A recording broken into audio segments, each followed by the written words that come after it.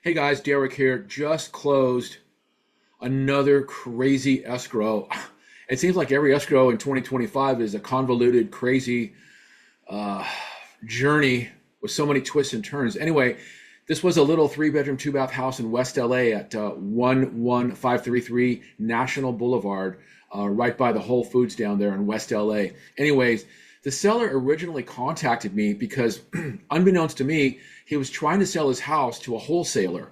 And if you don't know what a wholesaler is, these guys try to buy off-market properties, usually fixer-uppers or distressed properties, and they what they want to do is you think they want to buy it and flip it, but what they want to do is they want to put it under contract with you, and then they want to go out and find a retail buyer and pocket the spread between the contract wholesale price and the retail price. So what they often end up doing is they actually put the property in the MLS, and the seller could have just done that. Anyways, so the seller came to me and said, Derek, I got these three offers from these wholesalers. And I said, I didn't even know you were selling your house. Why don't you call me?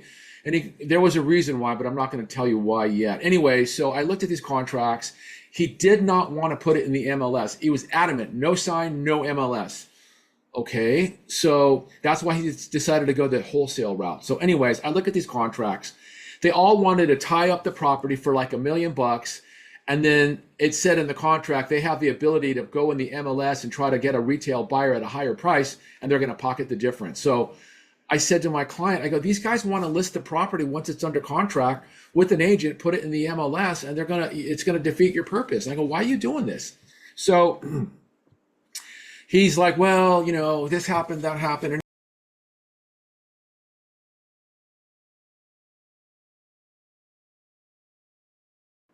So I said to the seller, let me come by and take a look at your house. Now, I thought the house was going to be a fixer-upper and, needed a lot of work. It was a rental, blah, blah, blah.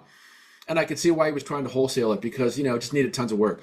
Anyways, I get to the house. It's gorgeous. It's beautiful. It's completely remodeled. New HVAC, new plumbing, new roof. I mean, everything was perfect. And it was completely staged because he had been renting it as an Airbnb for like $6,000 a month. So the house was in perfect condition. And I said to him, I go, why are you selling it to a wholesaler? Why don't you let's put it in the MLS and get a retail buyer at, 1.3, 1.4, 1.5. Well, I don't know. Let me think about it. So I went back home and I thought about it. And what I did is I went ahead, I pulled the comps and then I realized, wow, this property should be on the market for 1.4 to 1.5. And I got all the photos because I took them off of the Airbnb listing that he still had up. So he had all the photos. So I was able to scrape those photos and I put together a beautiful flyer. I mean, the flyer came out gorgeous. So I said to him, look, I think we should list it for 1.5. I sent him over the flyer. When he got back in the town from his little vacay with his girlfriend, he looked at the comps, he looked at my analysis, he looked at the flyer and he goes, wow, that is gorgeous. So I said, let's get together and talk and maybe we can get this on the market. So long story short, I go to the house, we meet there. He looked at the comps, we looked at the contract. He goes, okay, let's put it on the market for 1.499. So great, but he still didn't let me put it in the MLS and no sign. So I tried to find a buyer for it off market. I couldn't find one. I had one contact that wanted to offer him 1.1 all cash, and he said, no, that's too cheap. So finally I said, dude, we got to get it in the MLS. We're going to get offers right away. So he finally says, okay, next week we can put it in the MLS. So next week I'm getting ready to send over the form, and he goes, no, I need another week. I'm like, oh, dude, let's go.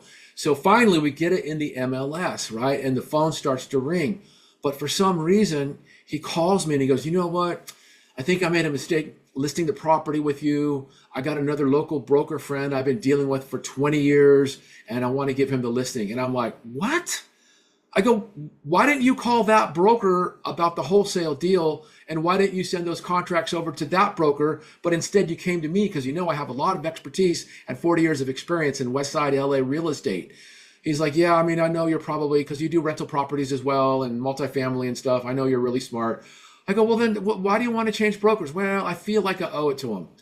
So I go, well, let me see. Let me think about it. Let me talk to my broker. So I didn't talk. Oh, did I talk to my broker? I mean, I don't even know if I did. But anyways, so about 5 days later, I get back to him and I go, you know what? My broker said that we have a legit listing contract for 6 months or 4 months or whatever it was. So, we got to honor that contract.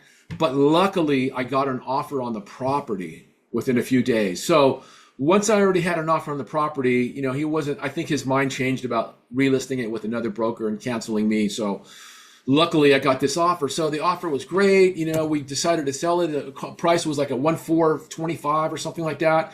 Great, happy buyer, because the place is gorgeous. It's beautiful. Anyways, right as we're about to open escrow, I get a phone call the next morning, and the broker says, "Wow, my clients did a criminal search for the area, and your property popped up." So what I found out, and what the seller was kind of hiding from me, was that there was a violent incident at the property in 2009. Now, I don't want to elaborate what happened, but you can guess. It was a violent incident. And anyways, it made the papers and stuff like that. So, these clients they just, nope, we're not going to buy this property. We can't live there knowing what happened in the backyard there. So I'm like, oh, Christ. So I had to tell the seller, and that's when the seller told me exactly what happened. I looked it up in the newspaper, LA Times, and I was like, well, now I know why you were so squeamish about the MLS and no sign, and you want to keep it hush-hush.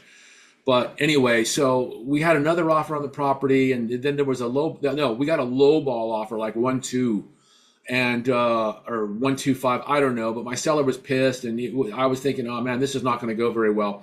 Then what happens is he's going to go to Greece with his new girlfriend for 2 weeks. He goes, Derek, I don't want anybody in the house for 2 weeks while I'm out of town. I'm like, oh God, okay. So I put the property on hold for 2 weeks. When he came back, I said, so what do you want to do? Now, in my mind, I figured he was going to cancel. He wanted to change brokers. I didn't have any hope that this deal would ever happen. He gets back, and we were listed at 1.4 because he did reduce the price to 1.4. And when he got back, he said, what do you think if we reduce the price to 1.325? And I was like, whoa. I go, that's a great idea. Are you kidding me? That is an excellent idea. So he goes, okay, well, let's get the paperwork and let's get it going. So once we put it at 1.325, and keep in mind, I thought this deal was dead. I thought he was going to yank the listing. We started getting offers. We got a really good offer from a really good couple. We did have some investor type offers, but there was this one first time buyer, and his agent was really cool. They were really sweet people, and they're like, man, we've been beat out on a bunch of properties right now. My client really likes it. And my seller actually wanted to sell it to like a nice people. He didn't really want to sell it to an investor. So the buyer wrote a really sweet letter, and I told him not to do it, but they did it anyways. So because my seller was asking me, who are these people? So the buyer sent a really sweet letter. I sent it to my seller, and he accepted $1,325,000 with the credit to the buyer. Beautiful. So it took about 30 days to close. The inspections were perfect. There was no issues. There was a few issues, actually. There was some termite and some stuff. So we gave him an additional little credit. It ended up selling for, I think, net 310, 1,310,000 or 315, 1,315. That was a net sales price. It all worked out. But still, my client was like, he still had some little wrinkles in his stuff.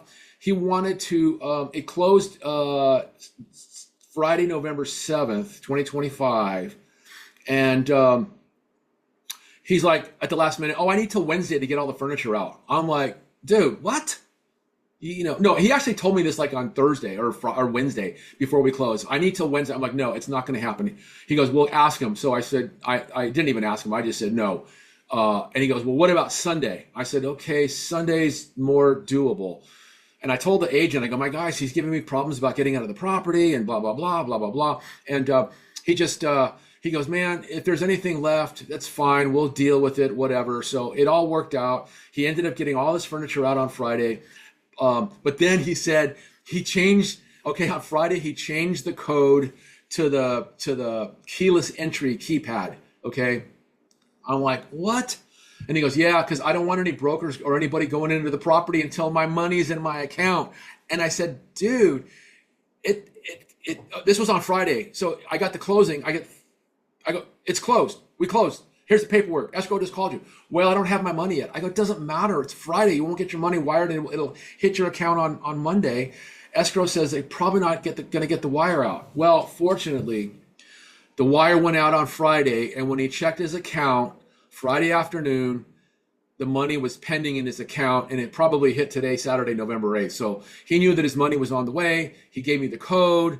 Everything was copacetic. I called the agent. Here's a new code, because the buyers were like chomping at the bit to get in there. Of course, you're buying your first beautiful house and you want to get in there right away just to walk around and feel the vibe of your new property, even though the movers weren't coming until Saturday. So it all worked out in the end. I had a talk with the seller, and I said, are you happy how everything turned out? Are you glad you stuck with me? And he goes, yeah. He goes, with what happened in the house, I'm just very emotional, and I just, it's just one of those things. So, every client's different. They have their different hot buttons, their issues, their attitudes, the way they look at the world. Everybody's different. And I fortunately, I have that skill set after 40 years as a broker, knowing how to deal with people and how to just make it work and kind of navigate the intricacies, the difficulties that some clients throw at us. So it worked out. He was happy. I was very happy, because I thought I was going to lose the listing, until he said, let's reduce it down to 1,325. We got it done. Everybody's happy. He's moving in with his new girlfriend, the seller. The new buyers are moving in today as we speak, November 8th. It all worked out. And that's just a testament to my persistence, always thinking, always figuring out a way to make things happen. And it worked out this time. So thank God for that. Anyways, I hope you enjoyed this little story. Another crazy deal with twists and turns.